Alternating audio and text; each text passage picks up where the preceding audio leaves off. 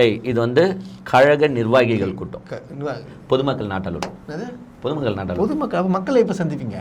அது அப்புறமா சந்திப்போம். இப்போ வந்து பாத்தீங்கன்னா எங்க மக்களை சந்திக்கணும். என்னோட நிர்வாகிகள் ஃபீல்டுல ஒர்க் பண்ணுகிறாங்க. அவன் டெய்லி போயிட்டு அத்தானே எங்க ஒர்க்கு சூப்பரா இருக்கு. விசில் வச்சுன்னு சுத்தி நிக்கிறாங்க. அதுல எனக்கு ஓட்டு வந்துடும். ஸோ நான் போகணும்னு அவசியம் கிடையாது. ஓகேவா? ஸோ பிப்ரவரி 13ஆம் தேதி வந்து பாத்தீங்கன்னா உங்களுக்கு சேலத்துல வந்து கழக நிர்வாகிகள் கூட்டம். அது வந்து பொதுமக்களுக்கு வந்து அலௌட் இல்ல. ஒரு 3-4 மாவட்டம் இல்ல 3-4 தொகுதிகளோ ஏதோ சேர்த்து பண்றாங்க போல. 5000 பேர் தான் அலௌடு.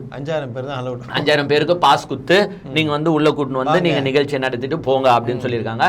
இவனுங்க உடனே கேட்பானுங்க, நான் தமிழக அரசே பைண்டியா அது நான் 5000 பேர் மட்டும்தான். அது எப்படி 5000 பேருன்னு நாங்க கணக்கு பண்ணி அலோவ் பண்ணுது? அது எப்படி அவரை பொதுமக்கள் அப்படியே திரண்டு பார்க்க வந்தா நாங்க என்னெல்லாம் செய்யுது? இப்ப இந்த தமிழக அரசை கேள்வி கேட்கறீங்க. ஏன் பாண்டிச்சேரியில அவனும் 5000 பேர் தானே சொன்னான். பாண்டிச்சேரி என்ஆர் ரங்கசாமி சமய அரசாங்கம் நடத்தி வருகிறார். சூப்பர் போலீஸ் அருமையா வந்து எங்களுக்கு சப்போர்ட் பண்ணி கொடுத்திருக்காங்க. இப்படி எல்லாம் யார் பேசினாருன்னா உங்க அண்ணன் விஜய், உங்க நொன்ன, அப்புறம் கூட இது பேர் ஒரு பிளாக் டிக்கெட் லாட்டரி டிக்கெட். இது எல்லாம் என்ன சொல்லிச்சுன்னா பாண்டிச்சேரி சூப்பரா. தமிழக அரசே கத்துக்கோங்க, பாண்டிச்சேரிய பார்த்து கத்துக்கோங்க. எப்படி ஹேண்டில் பண்ணிருக்காங்க கத்துக்கோங்க. நீ தானே சொன்ன? சொன்னியா இல்லையா? நீ தானே சொன்ன? ஆமா சொன்னதுதான். அதே ரூல்ஸ் தான் நாங்க இம்ப்ளிமெண்ட் பண்றோம். ஆமா கரெக்ட் தான். அங்க மீறினா என்ன பண்ணுவாங்க? அடி தானே. உன்னை அடிச்சாங்களாங்க. பார்த்தோம் பாண்டிச்சேரியில லட்டிய தூக்கின்னு பொந்தாங்க இப்படி. அப்புறமா இந்த லேடி எஸ்பி ஒருத்தங்க பண்ண செயலை நீங்க எல்லாருமே பாத்துருவீங்க. அன்னில இருந்தா எங்க அண்ணன் புசியானந்த் வந்து பாத்தீங்கன்னா டேமேஜ் ஆயிட்டாங்க. நீ பாட்டு சொல்லிட்டு தெரியல கையில ரோட்லாம் அவ்வளவு பயம். சோ அது மாதிரி ஏன்னா விஜய் வந்து லைக் பண்றாரு. அவங்க எப்படி ஹேண்டில் பண்ணாங்களோ அது மாதிரி நீங்க ஹேண்டில் பண்ணுங்க அப்படின்னு சொல்றாரு. சோ வந்து அதை இம்ப்ளிமெண்ட் பண்றாங்க தமிழக அரசு வந்து பாத்தீங்கன்னா எங்க பாண்டிச்சேரியில வந்து 5000 பேர் அலோவ் பண்ணாங்க. அதே மாதிரி நாங்க வந்து 5000 பேர் அலோவ் பண்றோம். ஐடி கார்ட்ஸை கொடுங்க. ஒருத்தருக்கு டோக்கன் குடிறியோ என்ன குடிறியோ ஒருத்தனுக்கு ஒருத்தன் தான் வரணும். 5000 பேருக்கு மேல வரணும். டோக்கனுக்கு ஒருத்தன் தான். நீ போய் நைஸா டோக்கனுக்கு 3 பேர் வரச்சுன்னா பொழுதுருவாங்க, மாட்டிப்பேன். சோ அதே ரூல்ஸை இம்ப்ளிமெண்ட் பண்றாங்க. இப்போ வந்து அவங்க கேட்டிருக்காங்க மத்தியானம் 12 to 3 எங்க வெயில் அடிக்கும். சேலத்துல வெயில் அடிக்கும்னு நினைக்கிறேன். சேலத்துல வெயில் அடிக்காதா? கொஞ்சம் குளிர்ந்த ஊருன்னு சொல்றாங்க. குளிர்ந்த ஊர் அப்பெல்லாம் வெயில் பொழக்குமா? ஐயோ அப்ப பாருங்க 12 to 3 அந்த கட்சிக்கு அஸ் அ வர்ச்சுவல் வாரியர் நான் சொல்லணும்ல 12 to 3 உச்சி வெயில் இருக்கும். சோ தயவு செஞ்சு ஒருத்தருக்கு பாதி தண்ணி பாட்டில்னு தராதீங்க. ஒருத்தருக்கு 3 நாள் தண்ணி பாட்டில் கணக்காச்சு பண்ணணும். 12 to 3 ஆமாங்க. தண்ணி அங்கங்க வைக்கணும். அங்கங்க தண்ணி வைங்க. வாட்டர் பாட்டில்ஸ் நிறைய கொடுங்க. 3 hour உங்களுக்கு பர்மிஷன் கொடுத்துறாங்க. விஜய் எப்படியோ 10 நிமிஷத்துல பேசி முடிச்சிருவாருன்னு வச்சுக்கோ. அட்லீஸ்ட் ஒரு பிஸ்கெட் பாக்கெட் ஆச்சு கொடுங்க. பிஸ்கெட் எதுனா ஒன்னு கொடுங்க. அதான் உச்சத்துல இருந்து சம்பாதிச்சு வச்சுக்கிறல. பிஸ்கெட் பாக்கெட் தர மாட்டியா? இல்ல நான் கேக்குறேன், பிஸ்கெட் பாக்கெட் தருவியா தர மாட்டியா? காசு காலி ஆயிடுச்சுங்க. ஃபைன் வேற கட்ட சொல்றாங்க. பணம் என்னங்க பணம்? பணத்தை ஆசைப்படாத இந்த விஜய் ஆட்சிக்கு வந்த பிறகு யாரோ ஊழல் பண்றாங்களா? இந்த விஜய் சுமார் பாலா ஏன்னா நானே பண்ணுவேன் ஊழல். புலிப்படத்து 15 கோடியை மறைச்சு 1.5 கோடி ஃபைனை கட்டுன்ட்டு நீதிமன்றம் கூப்பிட்டு படான்னு ஒண்ணு விட்டுக்குது.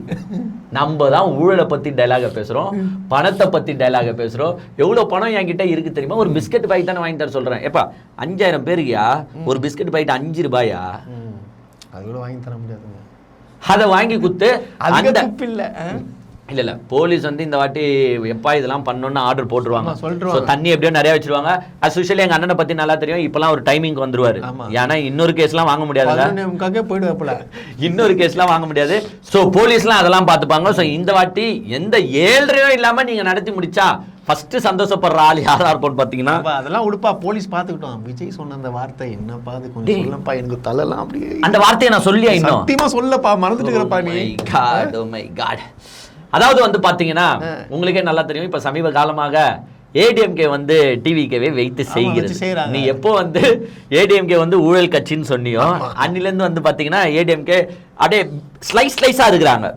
மொத்தமா புலக்கல லைட்டா வந்து செதுக்கின்னு இருக்காங்க. ஏற்கனவே நிறைய பேர் செதுக்கின நிலைமையில திருப்பியும் வந்து பாத்தீங்கன்னா எடப்பாடி பழனிசாமி வந்து சொல்லிட்டாரு, விஜய் வரி ஏய்ப்புல இருந்தே தெரியலையாங்க முதல் ஊழல் அவர்தான் ஊழல் பண்ணற. 15 கோடி சம்பளத்தை மறைச்ச அவர்லாம் ஒரு மனுஷனா? 1.5 கோடி ஃபைனை கட்டாம சுத்தின்னு இருக்காரு. முதல் ஊழல் குற்றவாளியே வந்து பாத்தீங்கன்னா விஜய் தான். கரூருக்கு அப்புறமா மனுஷன் எங்க போனாருன்னே காணோம் அப்படின்ட்டு வந்து பாத்தீங்கன்னா ஏடிஎம்கேல எடப்பாடி பழனிசாமி ஒரு சைடு லைட்டா செதுக்கிட்டாரு. இந்த சைடு கடம்பூர் ராஜு என்ன பண்ணிட்டாருன்னா எவிடன்ஸோட தூக்கி வந்துட்டாரு, போனோடய வந்துட்டாரு. போனோட வந்துட்டு என்ன சொல்றாங்கன்னா, இத பாத்துங்க மிஸ்டர் விஜய், எங்க இது it's an evidence, it's a proof. ஞாபகம் இருக்கா மிஸ்டர் விஜய், மெர்சல் படம் அப்போ வந்து எங்க அண்ணன் கிட்ட வந்து நீங்க உட்காந்து கை கூப்பி பேசிட்டு இருந்த போட்டோ தான் இது, பாத்துக்கோங்க, வீடியோவும் இருக்கு. அதாவது அவர் பாத்தியா ஏங்க இதுக்கு ஏங்க ஜெயலலிதா வீட்டுல போயஸ் கார்டனுக்கும் இப்படிதான் நின்னாப்ல, அடுத்தது சர்க்கார் படத்துக்கு எடப்பாடி கிட்டயும் இப்படிதான் நின்னாப்ல, அடுத்தது மெர்சல் படத்துக்கு கூட சோஃபாங்க, அந்த சோஃபால நல்லா பின்னாடி தள்ளி உட்கார கூட சீட் எட்ஜியா, சீட் எட்ஜிக்கு வந்துட்டு இப்படி உட்காந்துக்கிறாங்க, ஊந்துற போறாரு அவர் அங்க உட்காந்துட்டு. இதுதான் முக்கிய பாயிண்ட். இவர் வந்து எடப்பாடி கிட்ட என்ன சொல்லியிருக்காருன்னா, எப்படியாவது இந்த பிரச்சனையை முச்சு குத்துருங்க, வாழ்நாள் முழுசா உங்களுக்கு நன்றி கடனா இருப்பேன் சார், அணிலா இருப்ப மாதிரி. எது வாழ்நாள் முழுவதும் உங்களுக்கு நன்றி கடனாக இருப்பேன். எப்படி வந்து அம்மா கிட்ட இவர் சொன்னாரோ, அணிலா உங்களை வேலை செஞ்சு நான் ஜெயிக்க வைக்கிறேன் அப்படின்னு, அதே மாதிரி வாழ்நாள் முழுவதும் உங்களுக்கு நன்றி கடனா இருப்பேன் அப்படின்னு சொன்ன வாய் தான் அந்த வாய் எது, உங்கள் விஜய். அதுவும் 3 மணி நேரம் வெயிட் பண்ணியிருந்தாராம் தெரியுமா. இந்த மூஞ்சி தான் என்ன சொல்லிச்சு தெரியுமா, 2017க்கு அப்புறமா இவர்கிட்டதான் அந்த சீட்டு போயிடுச்சா, அவர்கிட்ட தான் நீ போயிட்டு எப்படி உட்காந்துனா எவ்வளவு கேவலம் இல்ல, எவ்வளவு இல்ல நான் கேக்குறேன், உண்மையிலே செம கேவலையா, ஒரு தலைவனாயா. ஏங்க எப்படிங்க இப்போ அந்த போட்டோவை அவரு வெளியிட்டாரு, கடம்பூர் ராஜு வந்து வீடியோ மாதிரி இருக்கு போல, அதை காட்டி அவரு அசிங்கப்படுத்திட்டாரு. இப்ப எப்படி நீ மூஞ்சி வச்சுன்னு வெளில சுத்துவ தெரியலையா, உங்க ரசிகர்கள் இப்ப என்ன சொல்லுவானுங்க, என் தலைவன் யார் திரும்ப சொல்லு, என் தலைவன் கெத்து, என் தலைவன் நின்னா புயல் வரும், என் தலைவன் நடந்தா புயல் வரும் சொல்லி சுத்துறானுங்களே. இப்ப பாருங்க கேவலமாகுதியா. ஏற்கனவே இந்த போட்டோவே வைரல் ஆகின்னு இருக்கு, இப்ப இந்த போட்டோவும் வைரல் ஆகுது. கடம்பூர் ராஜு வச்சு சென்ட்டாரு, எங்க 3 ஹவர் வெயிட் பண்ணாருங்க மனுஷன். நான் வந்து உங்களுக்கு நன்றி கடனா இருப்பேன் ஐயா, எனக்கு ரொம்ப நன்றி. சினிமா துறை அமைச்சரா இருந்தாரா சொல்றாப்ல. இதெல்லாம் வந்து ஒரு தலைவனா சுத்தி நின்றா அப்புறமா என்ன தெரியும். சரியப்பா அதை விட போயப்பா மனுஷன் பொழிச்சு போட்ட விடு. அப்புறமா வந்து பாத்தீங்கன்னா நேற்று வந்து உங்களுக்கு கோவை மாவட்டத்துல வந்து பொதுக்கூட்டம் நடத்திருக்காங்க. பொதுக்கூட்டம் தாவேகா பொதுக்கூட்டம் நடந்திருக்கு. அதுல வந்து பாத்தீங்கன்னா பல பேர் ஃபயர் ஸ்பீச். அந்த ஃபயர் ஸ்பீச்ல புஷி ஆனந்த் வந்து சொல்லியிருக்காப்ல, அதாவது தொண்டர்களுக்கு பாதுகாப்பு தர ஒரு இயக்கம் வந்து பாத்தீங்கன்னா தாவேகா தான். அதாவது ஒரு பிரச்சனையை வந்து சுட்டி காட்டுறாரு. ஒரு கொடிக்கம்பம் இருக்கான், இந்த கொடிக்கம்பம் கதை நீ நிறைய கேட்டிருப்ப, இது புது கொடிக்கம்பம். புது கொடிக்கம்பம் ஒரு கொடிக்கம்பம் இருக்கான். அந்த இவங்க கொடிக்கம்பம் பாத்தீங்கன்னா மத்த கொடிக்கம்பத்தோட 2 அடி ஜாஸ்தியா இருக்கும். உடனே அங்க இருக்கிற கட்சிக்காரங்க எல்லாம் சேர்ந்து என்ன டிவிக்கு கொடிக்கம்பம் ஒன்று ஜாஸ்தியா இருக்கு, அதெல்லாம் முடியாது, எடுக்கணும்னு சொல்லி இருக்கும்போது காவல்துறை எல்லாம் வந்துச்சான். அப்போ வந்து டிவிக்கு சார்பா 2 சின்ன பசங்க தான் அங்க இருந்தாங்களா. உடனே காவல்துறை என்ன சொல்லிச்சான், அப்பா 2 பேர் நீங்க போங்கப்பா, வீட்டுக்கு போங்கப்பா அப்படின்னு வழி அனுப்பிச்சு விட்டாங்க. உடனே அங்க இருந்த நிர்வாகிகள் மத்த கட்சிக்காரங்களா, ஏங்க என்னங்க நாங்க இவ்வளவு நேரம் நிக்கிறோம், நீங்க அந்த பையனை ஒண்டி அனுப்பி விடுறீங்க, என்னங்க ஏங்க போலீஸ் சொல்லிச்சான், நீங்க மத்த கட்சியில இருந்து எல்லாம் வந்துக்கிறீங்க, வெறும் 50 பேர் தான் ஆகுறீங்க, அவனுங்க 2 பேர் தான், ஆனா ஒரு போன் போட்டானுங்கன்னா 1000 கணக்குல வந்துருவானுங்க, இங்க எங்களுக்கு பிரச்சனையா. ஆகவே மக்களே, தொண்டர்களுக்கு ஒண்ணுனா நிக்கிற ஒரே கழகம் இந்த தமிழக வெற்றி கழகம் தான். இது என்ன ஒரு படமா இருக்கும், விஜய் படமா இருக்கும் பாரு. இத சொன்ன இவரு கரூர் சம்பவம் நடந்துச்சுல்ல, அப்போ எஃப்ஐஆர் போட்டாங்கன்ட்டு ஓடி ஒளிஞ்ச முதல் நாள் யாருன்னு பார்த்தனா ஆனந்த். அதுவும் கண்டே பிடிக்காத இடத்துக்கு போயிட்டாப்ல. ஏங்க 4 தனிப்படை வச்சுட்டேன்னு இருக்காங்க அண்ணனை. அண்ணன் வந்து எஸ்கேப், எங்க போனாருன்னே தெரியல. இவர் தான் என்ன சொல்றாருன்னா, தொண்டர்களுக்கு ஒண்ணுன்னா பாதுகாப்பு தர முதல் கழகம் தமிழக வெற்றி கழகம். போட்டு குத்துருவாங்க. எது ஏபி அப்ளை பண்றதுக்கு அண்ணன் என்ன தெரியுமா சொல்லியிருக்காரு, ஐயா இதுக்கும் எனக்கும் எந்த சம்பந்தமும் கிடையாது, எல்லாமே கரூர் மாவட்ட செயலர் மதியழகன் தாயா, அவன் தாயா அதுக்கு வந்து பாத்தீங்கன்னா கான்ட்ராக்டர். அவனை கேளுங்க, எனக்கு தெரியாது. கான்ட்ராக்டர் நேசமணி அவன் தான், அவன்கிட்ட கேளுங்க, என்ன எதுவும் கேட்காதீங்க, பாவம் 5-30 நாள் ஜெயில இருந்தா அப்படின்ட்டு சொந்த கட்சிக்காரன சொந்த மாவட்ட செயலாளர்களை கோத்து விட்டுட்டு எஸ்கேப் ஆன இந்த ஜீவன் என்னத்தை பேசுதுன்னா, பாதுகாப்பு தொண்டர்களுக்கு ஒண்ணுனா ஓடி வர்ற முதல் இயக்கம். பின்னாடி ஐயோ ஐயோ இப்படிதான் இந்த மாதிரி புருடா கதையை விட்டு தான் சுத்தி இருக்காங்க. அப்புறமா வந்து எங்க ராம்மோகன், அவரை பத்தி நான் இப்பதான் டக்குன்னு ராஜ்மோகன் எத்தனை வாட்டி தான் சொல்லி தரது. சரி இனிமேட்டு நான் வந்து இப்படியே சொல்லிக்கிறேன், சந்திரன் வந்து விட்டார், சூரியன் மறைந்து விடும். அந்த ராஜ்மோகன் என்ன பண்ணிருக்காப்லன்னா, திமுக இளைஞரணி நிர்வாகிகள் சந்திப்பு நடந்துச்சுல்ல, அந்த நிகழ்ச்சி வந்து நல்லா கலாய்ப்பா. அதாவது அவர் என்ன சொல்றாருன்னா, என்னங்க எல்லாமே காப்பி அடிக்கிறீங்களேங்க, அதே டெய்லர் அதே வாடகை, எங்க அந்த எங்க தளபதி போட்ட அதே பேண்ட் சட்டை மாதிரி நீங்க போட்டுக்கிறீங்களே, கலர் கூட வாங்க மாத்த மாட்டீங்க. எங்க அந்த கலரை தான் ஃபர்ஸ்ட் YSR போட்டுருந்தாரு, அதே ட்ரெஸ் தான் உங்க அண்ணன் போட்டுக்கிறாருன்னு சொல்லுவா. அப்ப உங்க அண்ணன் அங்க தானே காப்பி வச்சிருக்காரு. வெள்ளை சட்டைக்கு என்ன பேண்ட் போடணும்? பிளாக் பேண்ட் போடலாம், பிளாக் பேண்ட் போடலாம். பிளாக் பேண்ட் வந்து பாத்தீங்கன்னா நார்மலா வக்கீல் லுக்கு குத்துறோம், இல்லனா கேட்டரிங் லுக்கு குத்துறோம்.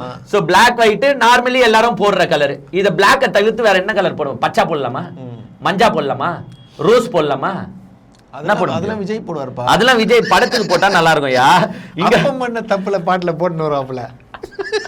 சோ வெள்ளை சட்டைக்கு மிஞ்சி போனா பிளாக் போட முடியும், இல்லனா இந்த லைட் பிரவுன் தான் போட முடியும். வேற எதுவுமே அதுக்கு ஆப்ட் ஆகாது. சோ எல்லாருமே போடுற ட்ரெஸ் கோடு தான் இது. என்னமோ விஜய் தான் கண்டுபிடிச்ச மாதிரியும், விஜயே YSR கிட்ட இருந்து காப்பி வச்சாருன்னு நாங்க சொல்லுவோம். காப்பி தாங்க அது. உன் தலைவன மாதிரி காப்பி அடிக்கிறது உலகத்துல எவனுமே கிடையாது. ரெட் மேட் போட்டுக்கின்னு ரேம்ப் வாக் நடந்து வரீங்க, இது கூட எங்க தலைவனை பார்த்து காப்பி வச்சுக்கிறீங்க. யோ, உன் தலைவன் வந்து அரசியலுக்கு வந்த பிறகுதான் யார் ரேம்ப் வாக்ல நடந்து சுத்தி நிக்கிறான். அந்த 2021 உங்கள் தொகுதி ஸ்டாலின் தமிழ்நாடு ஃபுல்லா நிகழ்ச்சி நடந்துச்சு. எல்லா இடத்துலயும் ரேம்ப் வாக் பண்ணாரு ஸ்டாலின். அதை பார்த்தா உன் தலைவன் வந்து திமுக ஓட்டு போட்டாரு. அதை பார்த்து தான் ஸ்டாலினுக்கு இவ்வளவு ஆதரவு இருக்குன்னு ஓட்டு போட்டாரு. கருப்பு சிவப்பு சைக்கிள் வந்தாரு. எதுக்கு வந்தாரு? இது பார்த்து தான் வந்தாரு. அதை பார்த்துட்டு தான் ரேம்ப் வாக்கே உங்க ஆளு காப்பி வச்சாரு. காப்பி அடிக்கிறது ஃபுல்லா நீங்க. எல்லா காப்பி அடிச்சுட்டு இதுல வந்து பெருமையை பீத்திக்கிட்டு காப்பி அடிக்கிறாங்க காப்பி அடிக்கிறாங்க காப்பி அடிக்கிறாங்க. ஈயச்சாங் காப்பிங்களே நீங்க தான்டா.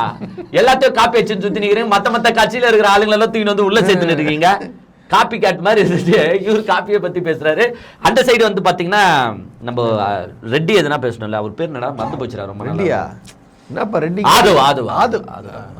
ஆதவ் அர்ஜுன் பாவரு வந்துச்சு. ரொம்ப நாளா ஒரு டச்ல வரல, நம்ம டச்ல இல்ல. அந்த ஆதவ் அர்ஜுன் என்னன்னா, இப்ப வந்து ஃபர்ஸ்ட் விசிகாவை சொன்னார் பத்தியா. விசிகால யாருங்க இருக்கா? 10 தலைவர் தாங்க இருக்கிறான், மத்தவங்க எல்லாம் எங்க கட்சிக்கு வந்துட்டாங்கன்னு. இப்ப காங்கிரஸ்க்கு போயிட்டாரு.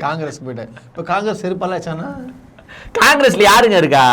10 பேர் தான் இருக்கான், மத்தவங்க எல்லாம் ஆல்ரெடி எங்க தொண்டர்கள் ஆயிட்டான். இதே வேலை தானே உங்களுக்கு. போற இடம் ஒரு கட்சி, எல்லா கட்சியும் எங்களுக்கு தான் ஓட்டு போட போகுது. டிஎம்கேவே எங்களுக்கு தான் ஓட்டு போட போகுது. இப்போ வந்து பாத்தீங்கன்னா அனுதாப குரலை யாருக்கு தராருன்னா காங்கிரஸ். காங்கிரஸ்காரர்களே, மாவட்ட செயலாளர்களே, உங்களுக்கு எதுனா மதிப்பு இருக்கா, மரியாதை இருக்கா அந்த கூட்டணியில? இது எப்படி தெரியுமா அர்த்தம்? ஐயா காலு யாரும் வரலங்க என் கூட, வாங்க. நான் வந்து 1 வருஷத்துக்கு முன்னாடி கூட்டணி ஆட்சி நாங்க ஆட்சியில பங்கு தரோம்னு சொல்லிட்டோம். யாருமே ஒருத்தரும் எங்களை மதிச்சு வரல. ஆட்சியிலும் பங்கு அதிகாரத்துல பங்கு சொல்லிட்டேன். ப்ளீஸ்யா வாங்க காலு குடுக்கியா அப்படின்ட்டு சிபிஐ, சிபிஎம், காங்கிரஸ், விசிகே, திமுக இருக்கிற எல்லா கூட்டணி காலையும் பிடிச்சு கெஞ்சி கதறிட்டு இருக்காப்ல. ஏன்னா இவங்களுக்கு டெல்லியில கொடுத்த அஜெண்டாவே இதுதான். திமுக கூட்டணிய உடை. சோ அந்த அஜெண்டாவை எப்படின்னா செயல்படுத்தணும். ஆனா அங்க உடைய மாட்டுது, ஒன்னும் பண்ண முடியாது. ஒரு சைடு பிரவீன் சக்கரவர்த்தி வச்சுக்கின்னு காங்கிரஸ்ல எதுனா குழப்பம் ஏற்படுத்தணும், மாணிக்க தாகூரை வச்சுக்கின்னு ஏற்படுத்தணும். ஒன்னும் வேலைக்கு ஆகாது. Simply waste man.